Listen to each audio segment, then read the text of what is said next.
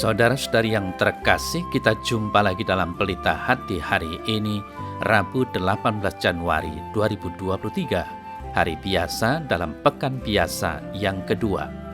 Bersama saya Romo Thomas Suratno, SC dari Paroki Cilandak, Jakarta Selatan, mendengar dan merenungkan Sabda Tuhan, yakni firman Tuhan yang tersurat dalam Injil Markus, bab atau pasal 3, ayat 1 sampai dengan ayat 6.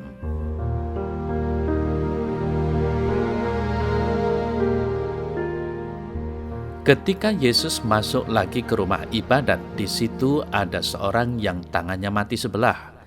Orang-orang Farisi mengamat-amati Yesus kalau-kalau ia menyembuhkan orang itu pada hari Sabat, supaya mereka dapat mempersalahkan dia. Kata Yesus kepada orang yang tangannya mati sebelah itu, "Mari, berdirilah di tengah." Kemudian katanya kepada mereka, "Manakah yang diperbolehkan pada hari Sabat? Berbuat baik atau berbuat jahat, menyelamatkan nyawa orang atau membunuhnya?"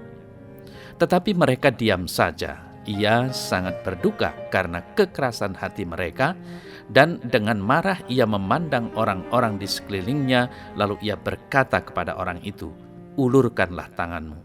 Orang itu mengulurkannya, maka sembuhlah tangannya itu. Lalu keluarlah orang-orang Farisi dan segera membuat rencana bersama para pendukung Herodes untuk membunuh dia.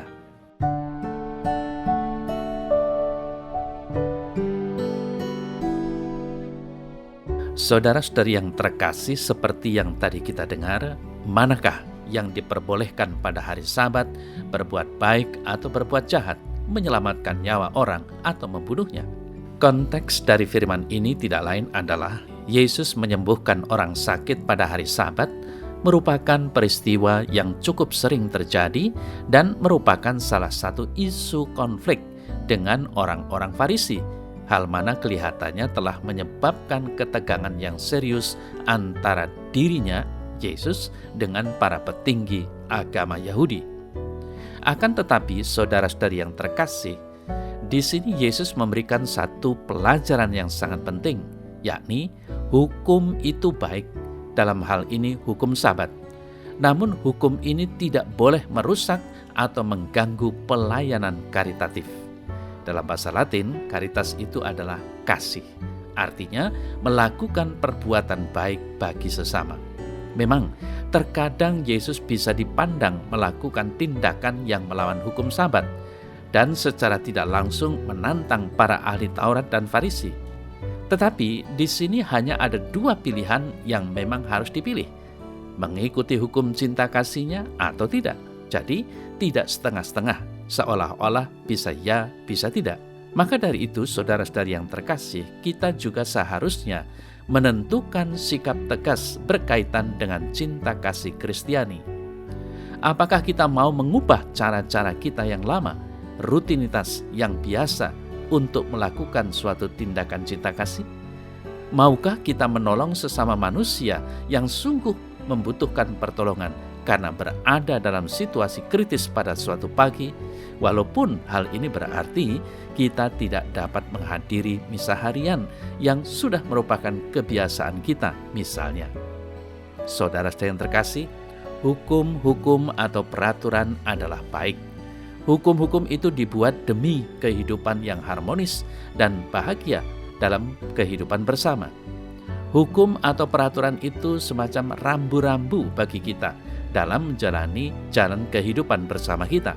Tetapi hukum cinta kasih Kristiani harus berada di atas rambu-rambu jalanan kehidupan kita. Artinya apa?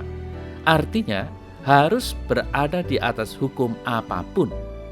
Lalu, hukum cinta kasih Kristiani itu merupakan dasar atau tolok ukur akhir dari suatu kehidupan Kristiani yang otentik. Maka baiklah, saudara-saudari terkasih, kalau kita berani bertanya diri, sanggupkah kita mengutamakan hukum cinta kasih dalam kehidupan bersama kita? Atau justru kita mencari-cari celah hukum supaya kita tidak berbuat sesuatu dan tidak dipersalahkan? Atau dengan kata lain, mau berlindung di balik hukum dan membiarkan sesama terjerat hukum sementara kita seolah-olah terlihat sebagai orang baik? tidak bersalah, padahal diri kita tidak mau melakukan kebaikan dan sebenarnya hati kita busuk. Saudara-saudari yang terkasih, marilah kita mohon kekuatan kepada Tuhan, supaya kita dimampukan untuk menjalankan hukum cinta kasih-Nya dalam kehidupan kita bersama, sehingga kehidupan seperti yang diinginkan Tuhan sungguh menjadi nyata dalam kehidupan kita sehari-hari.